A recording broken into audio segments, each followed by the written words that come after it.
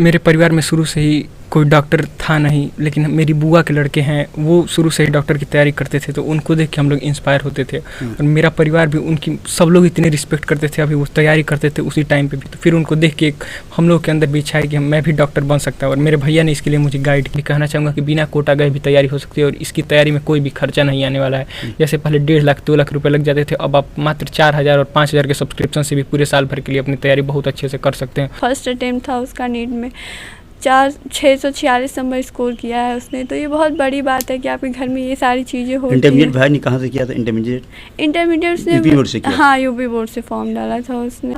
तो उस वक्त उसने एवरेज में 10 घंटा पढ़ा है, उससे ज़्यादा भी पढ़ा है, लेकिन 10 घंटा उसने डेली पढ़ा है। पूरा गांव हमारा जो है खुश है, जब से रिजल्ट निकला है तब से। अच्छा, सभी लोग बहुत खुश हैं। बहुत खुश हैं।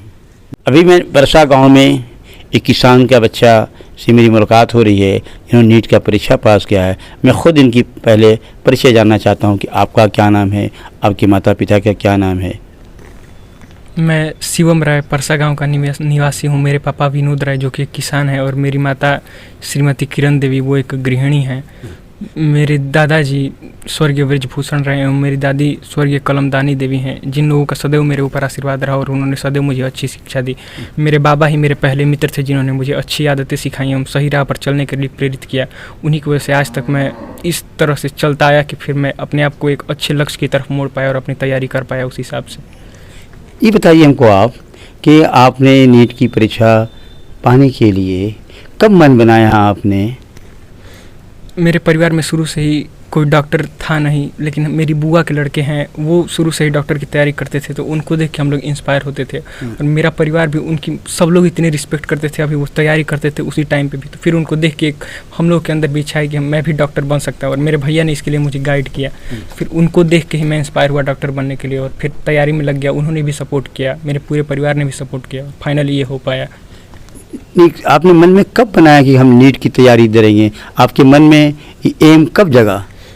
मैं क्लास 7th में था, तब से मतलब लगभग मुझे पता चल गया कि हाँ मुझे डॉक्टर ही बनना है और बायो ही लेना है क्लास 11th में जाके। तो फिर इतना क्लियर हो गया, तो तब से मैं लगा, तो प्रिपरेशन में क्लास 11 से था, लेकिन 7th से ही मुझे इस फील्ड के बारे में पता लग गया था कि हाँ मैं नीट भी कर सकता हूँ क्लास 11 से। अच्छा, आपने जब क्लास 7 से आपने अपने दिमाग में एम बना ली कि डॉक्टर बनना है और पढ़ाई शुरू कर दी आपने, तो आपने कब किस सन में इंटरमीडिएट पास किया है? मैंने अपना इंटरमीडिएट इसी साल पास किया है 2022 और 23 में, और इसी साल मैंने नीट का एग्ज़ाम भी दिया है। तो आप अपनी नीट की तैयारी जब करते थे, क्या आप जाकर के कोटा और बड़े शहरों में जाकर, खासतौर कोटा मशहूर है, वहाँ जाके तैयारी किया या आपने ऑनलाइन घर पे तैयारी किया? शुरू से ही मेरी तैयारी का ये मेरा एक परम लक्ष्य था कि मुझे ये साबित करके दिखाना है कि बिना कोटा गए भी ये तैयारी हो सकती है। क्योंकि मेरे आसपास के जितने भी लोग थे, मैं सबको देखता था, तो सबको यही लगता था कि कोटा जाने के बाद ही सफलता मिल सकती है। लेकिन एक तरह से मेरी ये जिद भी थी कि मुझे बिना कोटा जाए ही अपने आप को सिलेक्ट करवाना है और पहले अटेम्प्ट में सिलेक्ट करवाना है। उसमें मैं बहुत हद तक सफल हुआ और इसको देख के मतलब काफ़ी लोग इसके प्रति जागरूक भी हुए हैं हमारे गाँव से भी, कि अब बिना कोटा गए भी लड़के अब इस एग्ज़ाम को क्रैक कर सकते हैं। और इसमें कहीं ना कहीं मैं सफल हुआ हूँ इस बात को लेकर के। और ये बात मैं आप लोगों से भी कहना चाहूँगा कि बिना कोटा गए भी तैयारी हो सकती है और इसकी तैयारी में कोई भी खर्चा नहीं आने वाला है। जैसे पहले 1.5 लाख 2 लाख रुपए लग जाते थे, अब आप मात्र 4,000 और 5,000 के सब्सक्रिप्शन से भी पूरे साल भर के लिए अपनी तैयारी बहुत अच्छे से कर सकते हैं। और अगर पढ़ने की लगन हो तो आप किताबें भी आप NCERT की ले सकते हैं, उससे भी आपका काम हो जाएगा। बिल्कुल पैसा तो कभी अड़चन आएगा ही नहीं इस तैयारी में, बस धैर्य चाहिए और मेहनत चाहिए। आप गाँव के बच्चे, एकदम टोटल गाँव में बसा हुआ गाँव है आपका। अक्सर जो गाँव में जो औरतें आपकी, जो हमारी बहनें हैं, जिनके हस्बैंड पुलिस में चले गए, मिलिट्री में चले गए, विदेश चले गए, वो शहर भागते हैं शिक्षा के लिए, ऐसे लोगों को आप संदेश क्या देना चाहते हैं? ऐसा मैं यही कहूँगा कि अपने बच्चों को पहली बात तो उनके दादा दादी से दूर ना किया जाए, क्योंकि दादा दादी जितनी अच्छी बातें सिखा सकते हैं वो शायद एक टीचर नहीं सिखा सकता। और इसका बहुत अच्छा उदाहरण मैं खुद हूँ, क्योंकि मैंने खुद अपने दादा दादी से बहुत कुछ सीखा है। और एक संस्कार भी वैसे बच्चों में शायद उस लेवल के नहीं आ पाते हैं। और शिक्षा भी 10 तक, तो मतलब अगर माता पिता ही जागरूक हो तो बच्चे को 10 तक कहीं जाने की ज़रूरत नहीं पड़ेगी। हाँ, 10 के बाद ज़रूरत पड़ती है, तो उसके बाद आप ध्यान दीजिए, लेकिन शुरू से इतनी ज़रूरत नहीं है कि आप उसके परिवार से अलग कर दीजिए। शुरू में बस इतना ज़रूरी है कि अच्छा खान पान हो और फिर पढ़ाई एक लेवल तक रहे, वो बहुत अच्छा रहता है। और उतना माता पिता और कोई पढ़ा लिखा भाई भी हो तो उतना वो संभाल सकते हैं। आप अपनी पढ़ाई जो करते थे कितना घंटा पढ़ते थे बता सकते हैं हमको आप? जब नीट की तैयारी मैं करता था उस दिन मैं औसतन डेली 10 घंटे तो पढ़ता ही था मैं। और उसके बाद फिर ये कभी 13 घंटे भी हो जाते थे, लेकिन 10 घंटे से कम मैं शायद ही कभी पढ़ा होऊंगा। और मैं लगातार पढ़ता था, और ऐसा जो भी तैयारी करते हैं सबको ऐसा करना पड़ेगा कि लगातार और डेली पढ़ना पड़ेगा, क्योंकि इसमें अगर ब्रेक होगा तो फिर आपका पूरा शेड्यूल गड़बड़ हो जाएगा और रिवाइज भी आप टाइम से नहीं कर पाएंगे। तो टाइम देना पड़ेगा पढ़ाई को, बिना टाइम दिए सिलेक्शन नहीं हो पाएगा। आप कक्षा 7 में कितने घंटे पढ़ते थे? 7 और 8 में? मैं कक्षा 7 और 8 में से लगभग मैं अपनी पढ़ाई के घंटे क्लास 7 से ही बढ़ाना शुरू किया था। हालांकि नीट के पर्सपेक्टिव से मैं नहीं बढ़ाता था, वो बस मन लग गया क्लास 7 में, इससे थोड़े घंटे बढ़ जाया करते थे। क्लास 7 में मैं लगभग 5 से 6 घंटे पढ़ा करता था, जैसे सेल्फ स्टडी किया करता था, उसके बाद फिर स्कूल हुआ करता था। और क्लास 8 में भी यही चलता था, 5 से 6 घंटे। लेकिन पढ़ने की मतलब एक जील आ गई थी क्लास 7 से ही, पढ़ने में अब मन लगने लगा था, तो फिर वैसे पढ़ लेते थे 5-6 घंटे। और तो आप स्कूल से आने के बाद घर पे ही पढ़ाई ज़्यादा करते थे? हाँ, स्कूल से आने के बाद मैं घर पे ही पढ़ाई किया करता था। फिर कोचिंग पास में जाया करता था। बाद में कोचिंग बंद कर दिया क्योंकि काम हो जाता था घर पे ही। तो घर से आने के बाद फिर एक दोपहर में थोड़ी देर सो लिया करता था, 1 घंटे 1.5 घंटे। उसके बाद फिर उठ के अगर खेलना होता था तो खेल भी लिया करता था, और फिर पढ़ने बैठ जाते थे तो रात को 10-11 बजे तक पढ़ा करते थे। आपके परिवार में कुल कितने लोग भाई बहन बता सकते हैं? हमारे परिवार में हम 7 लोग थे, जिसमें से मेरी दादी का देहांत हुआ इसी मई के महीने में हो गया। और अब 6 लोग बचे हैं, जिसमें से मैं, मेरे पापा, मम्मी, मेरे बड़े भैया, मेरी बड़ी और मेरी 2 दीदी लोग हैं। अब घर के कितने भाई हैं आप लोग? हम 2 भाई हैं और 2 बहन हैं। 2 बहनें हैं। तो एक भाई क्या करते हैं अभी? मेरे बड़े भैया SSC की तैयारी करते हैं अभी प्रयागराज में। मैं उन्हीं के पास रह के तैयारी करता था, और उनका बहुत अहम योगदान है मेरी सफलता में। अच्छा। इंटर किस बोर्ड से किया है? मैंने इंटर यूपी बोर्ड से किया था। हमारे यहाँ बगल में हमारा गांव है बैरान, वहाँ पे सर्व सेवा सदन इंटर कॉलेज विद्यालय है, वहाँ से मैंने इंटर किया। और मैंने इंटर में 86% मार्क भी पाए थे। ये जानना चाहता हूँ कि आपके तरक्की में और किन किन लोगों का हाथ है? और तरक्की में मेरे प्रभु का तो हाथ था ही, साथ ही मेरे भैया जो शुरू से मेरे साथ रहे, और मेरे वो टीचर्स जो 100 रुपये में मुझे कोचिंग पढ़ाते थे। यहाँ पे एक ब्रजेश सर हैं, वो मुझे कोचिंग पढ़ाते थे। फिर मेरे कयूम दादा हैं यहाँ पे, उनका भी सपोर्ट रहा। मेरे सिलेक्शन के बाद वो मुझे बधाई देने भी आए थे, और इतना अच्छा लगा। मतलब वैसे अगर समझदार लोग हों तो फिर समाज में से झगड़ा नहीं हो पाएगा। और फिर हमारे यहाँ एक फतेह डॉक्टर हैं, उनकी अगर ऐसी सोच हो जाए तो फिर कभी देश हम लोगों का अलग हो ही नहीं सकता। वैसे अच्छे अच्छे लोगों का साथ भी मिला हमको, और मेरे परिवार को भी उनकी तरफ से हमेशा सपोर्ट मिलता था। तो ये देखकर भी एक इस प्रोफेशन के टाइम पे हम लोगों को सम्मान आता था, तो ये देख करके बहुत अच्छा लगा।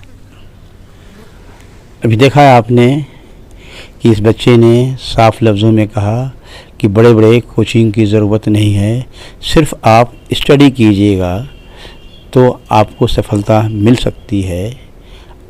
और अब मैं इनके पिताजी से बात करना चाहता हूँ कि आपके इसमें कैसे आपने इस बच्चे की पढ़ाई पे योगदान किया है। मैं शिवम रॉय के पिताजी से बात कर रहा हूँ।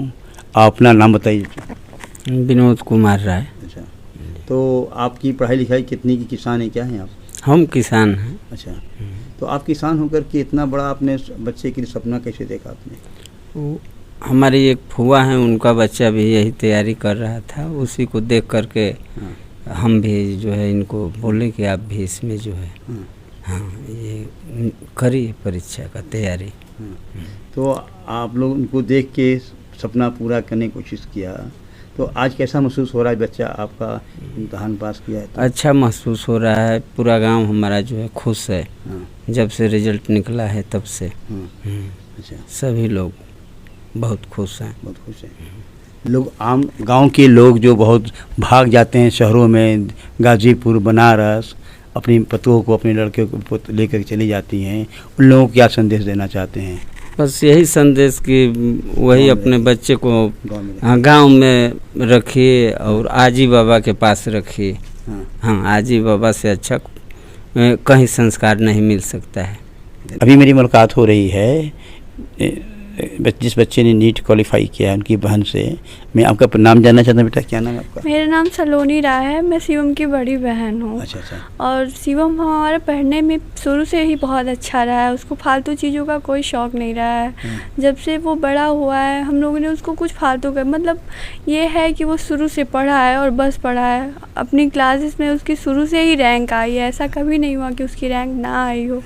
और स्कूल जाता था, आता था। स्कूल में भी मतलब उसको पढ़ना पसंद है, ये नहीं कि फालतू चीज़ों का उसको वो नहीं है। आता तक तो घर पे भी थोड़ा बहुत पापा को हेल्प करता था। हमारे घर गाय है तो उसको भी करता था, हमारे घर में जो अंदर काम है उसको भी करता था, सब कुछ करता था और पढ़ता था। ये है कि 6 से 7 घंटा वो कभी भी पढ़ा है। लेकिन जब उसने 10th पास कर लिया, जब वो 11th में गया तो उसने ऑनलाइन कोचिंग ज्वाइन करा था। तो उस वक्त उसने एवरेज में 10 घंटा पढ़ा है, उससे ज़्यादा भी पढ़ा है, लेकिन 10 घंटा उसने डेली पढ़ा है। क्योंकि बीच में हमारे घर मेरी दीदी की शादी भी थी, उसके दौरान भी उसकी पढ़ाई डिस्टर्ब हुई थी। फिर मेरी दादी की डेथ हो गई तो उसमें भी उसकी पढ़ाई डिस्टर्ब हुई थी। पर इन सब चीज़ों को मैनेज करते हुए भी उसने इस चीज़ को करा। फर्स्ट अटेम्प्ट था उसका नीट में, 646 नंबर स्कोर किया है उसने। तो ये बहुत बड़ी बात है कि आपके घर में ये सारी चीज़ें होती हैं। इंटरमीडिएट भाई ने कहाँ से किया था? इंटरमीडिएट उसने यूपी बोर्ड से किया? हाँ, यूपी बोर्ड से फॉर्म डाला था उसने। Thank you. हाँ, ओके सर।